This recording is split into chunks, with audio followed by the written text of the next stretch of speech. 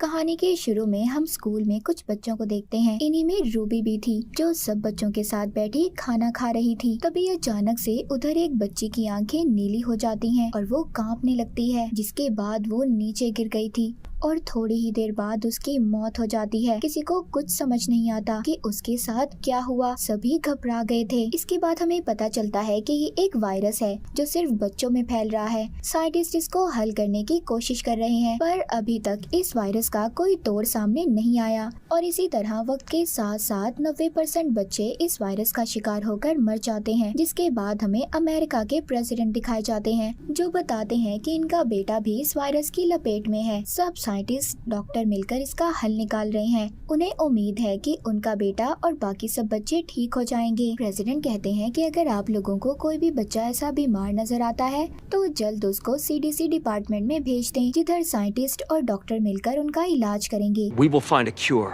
and we will save. अब इन्हीं बच्चों में से रूबी भी थी, जो इस वायरस का शिकार हो चुकी थी। उसका बर्थडे था। उसके मॉम डैड उसको काफी अच्छे से मनाते हैं और उसको बहुत अच्छे अच्छे तोहफे देते हैं, पर साथ ही वो अपनी बेटी की वजह से बहुत ज्यादा परेशान भी थे कि कहीं इस बीमारी की वजह से रूबी को कुछ हो न जाए। अब रात को सबके सोने के बाद रूबी अपनी मॉम के पास आकर बैठ जाती है और उनका हाथ पकड़ लेती है, पर अचानक से उसकी आंखों का रंग ऑरेंज हो जाता है और वो घबरा कर वहाँ से चली जाती है। अब सुबह को जब रूबी अपनी मॉम के पास जाती है तो हैरान कर देने वाली बात ये थी कि उसकी मॉम उसको पहचान ही नहीं पाती। वो अपना रात का तोहफा भी दिखाती है, कहती है ये आपने मुझे दिया था, मैं आप ही की बेटी हूँ। पर उसकी मॉम को उसकी किसी बात पर यकीन नहीं था। उन्हें लग रहा था कि ये कोई बीमार बच्ची है जो पुलिस से बचकर भाग रही है, इसीलिए वो उसको CDC की टीम के हवाले कर देती हैं। उनकी टीम आकर रूबी को ले जाती है, जहाँ बस में उसके साथ और भी बच्चे थे जो उसकी तरह ही बीमार थे। अब इनको बेस में ले जाया जाता है और लाइन बनाकर इनको अंदर भेजा जाता है,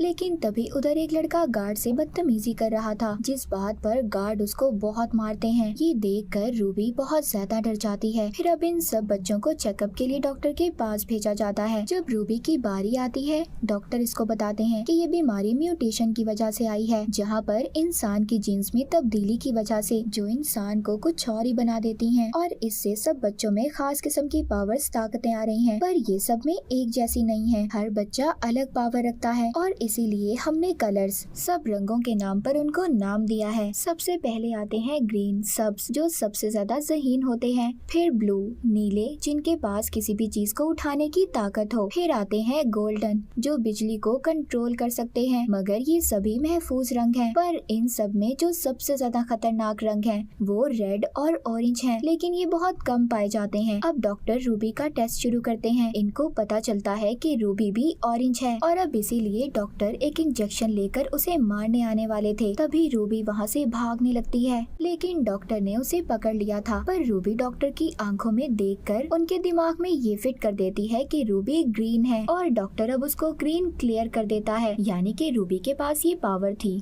कि वो किसी के भी दिमाग को अपने कंट्रोल में करके उसे अपने मुताबिक चला सकती थी, यानी जैसा वो चाहती थी वैसा हो सकता था। फिर इसके बाद सब बच्चों को ग्रीन, गोल्डन और ब्लू कपड़े पहना दिए जाते हैं। इनमें कोई भी रेड और ऑरेंज नहीं था, क्योंकि उन्हें इन्होंने पहले ही मार दिया था। अब वक्त के साथ साथ रूबी थोड़ा बड़ी हो जाती है। वहाँ पर ये ग्रीन बच्चों के साथ रह रही थी। जो काम ज़हीन बच्चे आसानी से कर लेते थे, ये नहीं कर पाती थी, क्योंकि ये तो ऑरेंज थी। एक दिन गार्ड को रूबी पर शक हो जाता है। अब खैर इनको वहाँ पर एक आवाज सुनाई जाती है। वो आवाज सिर्फ वहाँ पर रहने वाले खास लोग ही महसूस कर सकते थे, जिनमें पावर्स थी। रूबी भी वो आवाज सुनती है, उसे बर्दाश्त नहीं होती और वो बेहोश हो जाती है। इसको मेडिकल रूम में ले जाया जाता है, जहाँ पर एक डॉक्टर थी जो इसका चेकअप कर रही थी। तभी उधर गार्ड आता है जो कहता है कि मिलने का टाइम खत्म हो गया है। अब वो डॉक्टर एक कागज पर कुछ लिखकर उधर से चली जाती है। रूबी जब उसको पढ़ती है तो उसमें लिखा था कि इनको पता चल गया है कि तुम ऑरेंज हो, इसीलिए अगर तुम अपनी जान बचाना चाहती हो तो दूसरे कमरे में आ जाओ, जहाँ मैं तुम्हारा इंतजार कर रही हूँ। अब रूबी ऐसा ही करती है। वो डॉक्टर के पास जाती है, डॉक्टर उसको किसी तरह छुपाकर अपनी गाड़ी तक ले आई थी। तभी जाते हुए एक गार्ड उनको रोक लेता है। रूबी उसके दिमाग को कंट्रोल में करके उससे दरवाजा खुलवा देती है। अब डॉक्टर के साथ ये बाहर आ गई थी। रूबी ने बहुत सालों के बाद बाहर की दुनिया देखी थी। डॉक्टर उसको बताती है कि बाहर की दुनिया में अब बच्चे नहीं हैं, इसी वजह से बहुत कम लोग रह गए हैं, कुछ तो ये शहर छोड़कर ही चले गए हैं। रूबी कहती है मैं अपने मॉम डैड से मिलना चाहती हूँ। डॉक्टर कहती है ये तुम्हारे लिए खतरा हो सकता है। वो इसको एक GPS देती हैं। कहती हैं जब भी तुम कभी किसी मुसीबत में हो तो इसको दबाना, हमें पता चल जाएगा कि तुम कहाँ पर हो। वो ये भी कहती है मैं तुम्हें एक कैंप में ले जा रही हूँ जिधर और भी तुम्हारे जैसे बच्चे हैं जिनको हमने बचाया है। अब डॉक्टर गाड़ी को रोककर अपने साथी से मिलती है। रूबी भी जब उससे हाथ मिलाती है तो वो डर जाती है क्योंकि उस आदमी की यादों में ये देखती है कि बच्चे उससे डरकर भाग रहे हैं। अब खैर रूबी अंदर कपड़े बदलने जाती है तो उधर इसको एक बच्ची मिलती है जो गोल्डन थी। वो इसे देखकर डर जाती है और इस पर अपनी पावर का इस्तेमाल कर बिजली से हमला कर देती है और भाग जाती है। रूबी उस बच्ची का पीछा करती है और गाड़ी में जाकर दरवाजा बंद कर लेती है। रूबी उसे कहती है कि मुझे मदद की जरूरत है। ये सुनकर वो गाड़ी का दरवाजा खोलती है और उसे अंदर बुलाकर छुपा देती है। उधर गाड़ी में दो और लोग भी थे जिनमें से एक का नाम लिएम और दूसरा उसका दोस्त था। वो उनको कहती है मैं ग्रीन हूँ, कुछ लोग मेरा पीछा कर रहे हैं। ये सुनकर वो उसकी मदद के लिए तैयार हो जाते हैं। तभी एक टीम उनका पीछा करती है।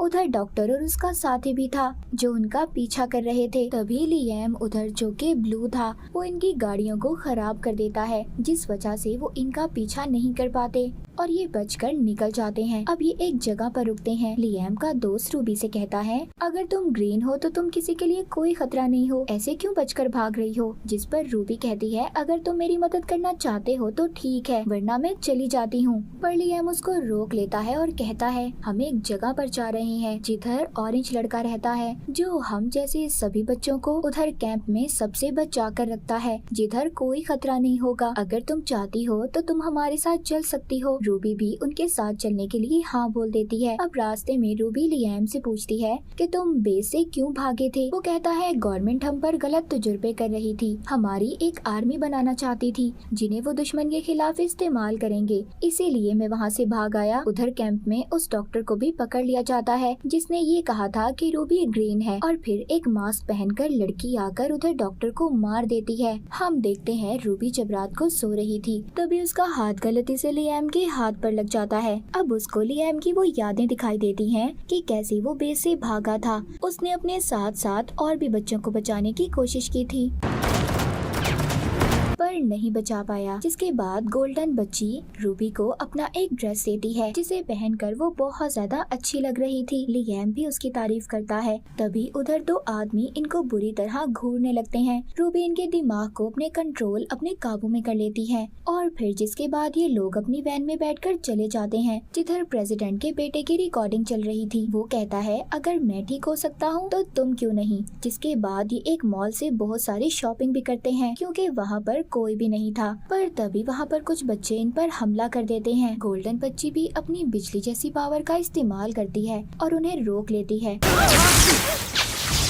अब वो बच्चे जो इन पर हमला कर रहे थे वो भी इनके जैसे थे, मतलब उनमें भी खास किस्म की पावर्स थी। वो कहते हैं तुम्हारे ऊपर तो ट्रैकर्स लगे होंगे जिसकी वजह से हम भी पकड़े जा सकते हैं क्योंकि तुम बेस से भागे हो। खैर अब ये सब रात को बैठकर बहुत सारी बातें करते हैं। लिएम यहाँ पर ऑरेंज लड़के के बारे में भी इनसे पूछता है। कहता है मैंने सुना है कि हम जैसे सब बच्चों को अपने पास रखकर सबसे बचाता है, हमें भी उधर जाना है, अगर तुम्हें उसका पता मालूम है तो हमें बताओ। वो बच्चे कहते हैं ये खुफिया है, कोई भी उसका पता आसानी से नहीं जान पाता। तभी उधर रूबी में से एक बच्चे के दिमाग को कंट्रोल में करती है और वो उसका पता बता देता है जो कोड की शक्ल में था। लिएम का दोस्त जो बहुत ज़हीन था और ग्रीन था उसे समझने में लग जाता है जिसमें उसका साथ रूबी भी दे रही थी। अब ये दोनों उसको समझ लेते हैं जिससे ये बहुत ज्यादा खुश थे। रूबी उस जगह पर थी जिधर इसके मॉम डैड रहते थे। ये उनसे मिलने के लिए बेताब थी। अब ये फैसला करती है कि वो अपने मॉम डैड से मिलने जाएगी। अब ये रूबी को उसके मॉम डैड के पास छोड़ देते हैं पर जब ये उनके पास जाती है तो उनसे नहीं मिलती क्योंकि इसे ऐसा लग रहा था कि वो इसे नहीं पहचानेंगे और इस बात पर इसे बहुत दुख होगा। इसीलिए ये अपने मॉम डैड से नहीं मिलती और बहुत रोती है। रास्ते में अब इसको लिएम मिलता है। ये लिएम के साथ अब वापस वैन में जाकर बैठने वाली थी। तभी उधर एक लड़की आती है। ये वही थी जिसने बेस में डॉक्टर को भी मारा था। ये इनको यहाँ पर पकड़ने आई थी। तभी रूबी इसे अपने कंट्रोल में कर लेती है। कहती है तुम सीधा उस जंगल में चलती जाओ और तुमने रुकना नहीं है, चाहे तुम्हें भूख प्यास जो भी लगे। ये सब देखकर इसके दोस्त हैरान हो जाते हैं कि ये सब कैसे कर पा रही थी। इनको पता चल गया था कि रूबी ऑरेंज है। जिसके बाद ये अपने तीनों दोस्तों को वैन में बैठने का कहती है। रूबी यहाँ पर सबसे पूछती है कि तुम्हें डर नहीं लग रहा मुझसे, मैं ऑरेंज हूँ। लियाम कहता है नहीं, इसमें डरने की क्या बात है। वो कहती है मैं अपनी ताकतों को कंट्रोल नहीं कर पाती और मैं जिसको भी छू लेती हूँ उसे अपने कंट्रोल में कर सकती हूँ, और अगर मैं ये किसी पर अचानक करूँ तो उसकी मौत भी हो सकती है। अब इसके बाद ये लोग आगे बढ़ते हैं। तभी कुछ बच्चे इन पर हमला कर देते हैं जिन्होंने फौजी जैसे कपड़े पहने हुए थे। पर तभी उनमें से एक बच्चा लियाम को पहचान लेता है। लियाम कहता है बस हम यहाँ पर रहना चाहते हैं, हमें किसी चीज से कोई खतरा ना हो। ये लोग मान जाते हैं, इनको अपने साथ ले आए थे। फिर इनको ऑरेंज लड़के के पास ले जाया जाता है जो कोई और नहीं बल्कि प्रेसिडेंट का बेटा था। वो रूबी और उसके दोस्तों को देखकर बहुत खुश होता है। अब ये यहाँ पर सबको सच्चाई बताता है। प्रेसिडेंट यानी मेरे डैड ने सबसे झूठ बोला कि मैं ठीक हो गया। सब मुझ पर नए नए तजुर्बे कर रहे थे। जब कोई भी ठीक नहीं हुआ तो इन्होंने एक कैंप बनाकर वहाँ पर बच्चों को उधर रखने लगे। वो रूबी से कहता है तुम फिक्र नहीं करो, मैं तुम्हें तुम्हारी पावर्स का इस्तेमाल बताऊंगा, सिखाऊंगा मैं तुम्हें। अब आहिस्ता आहिस्ता रूबी भी सब सीख रही थी। एक दिन ये बहुत उदास थी। ऑरेंज लड़का प्रेसिडेंट का बेटा रूबी के पास आता है। कहता है एक ऑरेंज ही दूसरे ऑरेंज के दर्द को समझ सकता है। फिर ये उसका हाथ पकड़ता है, पर तभी ऐसा करते हुए लियाम भी उसे देख लेता है जिस पर इसे बहुत गुस्सा आता है। अब ऑरेंज लड़का रूबी की 6 साल पुरानी जिंदगी में देखता है। यहाँ पर हमें पता चलता है कि उस रात रूबी के साथ क्या हुआ था। उसके मॉम डैड उसे कैसे भूल गए। रूबी जब अपनी बर्थडे वाले दिन अपने मॉम डैड के पास गई थी तो इसने अपनी मॉम के हाथ को छूकर उनकी सारी यादों को मिटा दिया, और यही वजह थी कि उसके मॉम डैड उसे भूल गए थे। Here, come with me.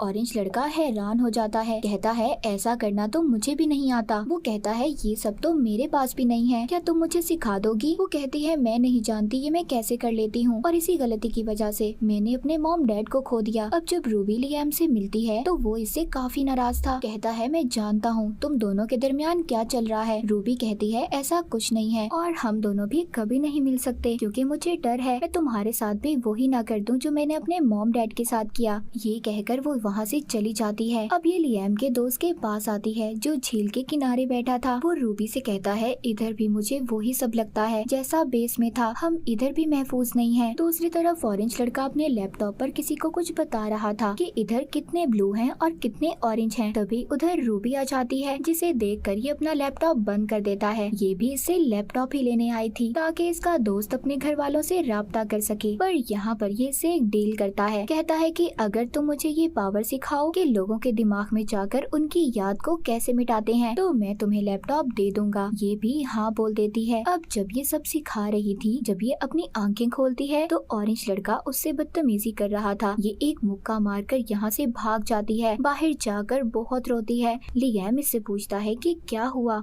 ये उसको सब बता देती है जिस पर लियाम को बहुत गुस्सा आता है। वो ऑरेंज लड़के को मारने आ रहा था। रूबी कहती है ये लड़ने का वक्त नहीं है, हम यहाँ पर महफूज नहीं है, हमें जल्दी यहाँ से जाना होगा। अब जब ये सब रात को यहाँ से भाग ही रहे थे तो उधर कैंप का जनरल आ जाता है।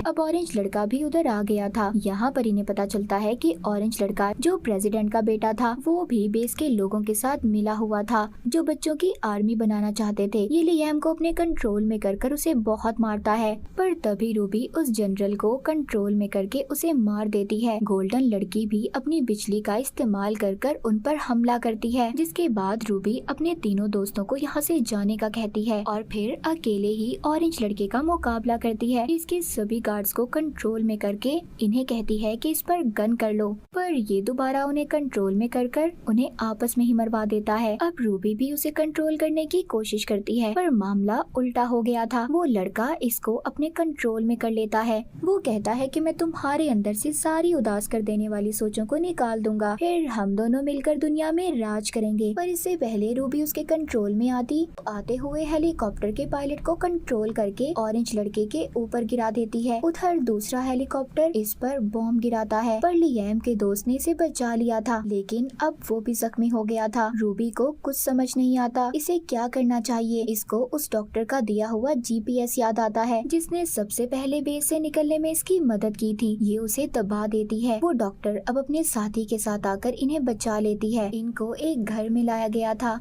अब जब रूबी को होश आता है तो वहाँ पर डॉक्टर बताती है तुम्हारा दोस्त हॉस्पिटल में है और लियाम वो यहाँ से जाना चाहता है, वो यहाँ पर नहीं रहना चाहता। डॉक्टर बताती है हम तुम्हारे दुश्मन नहीं हैं, हम बस प्रेसिडेंट को पकड़वाना चाहते हैं, उसका सच सामने लाना चाहते हैं कि वो बच्चों के साथ क्या कर रहा है। हमें इस मिशन में तुम्हारी जरूरत है, तुम यहाँ की लीडर बन सकती हो, पर लियाम तुम्हें अकेला नहीं छोड़ेगा। ये सुनकर अब रूबी लियाम के पास जाती है और उससे मिलती है। आखिरकार वो उसके करीब आ जाती है और आहिस्ता आहिस्ता उसके दिमाग से सारी यादों को निकाल देती है ताकि वो यहाँ से जा सके, उसकी जान को खतरा ना हो। अब जब लियाम की पुरानी यादें जा चुकी थी, वो डॉक्टर से पूछता है कि मैं कहाँ पर हूँ, जिस पर वो कहती है तुम हमारे पास हो, अगर जाना चाहते हो तो जा सकते हो। लियाम अब वहाँ से अपने घर की तरफ चला जाता है। रूबी को ये देखकर बुरा लग रहा था, उसे दुख हो रहा था कि वो उसे भूल गया है। उधर दूसरी तरफ ऑरेंज लड़का दिखाया जाता है जो अभी भी जिंदा था। उसके सामने उसकी आर्मी थी, वो सब बच्चे जिनको इसने अपने कंट्रोल में किया था। उधर दूसरी तरफ इसका मुकाबला करने के लिए रूबी तैयार थी, जो इसके बाद इकलौती ऑरेंज थी। यानी कि ये सिर्फ दो ही थे जो लोगों के दिमाग को कंट्रोल कर सकते थे और अब ये दोनों एक दूसरे का मुकाबला करने के लिए तैयार थे। और इसी के साथ ये मूवी यहीं पर खत्म हो जाती है।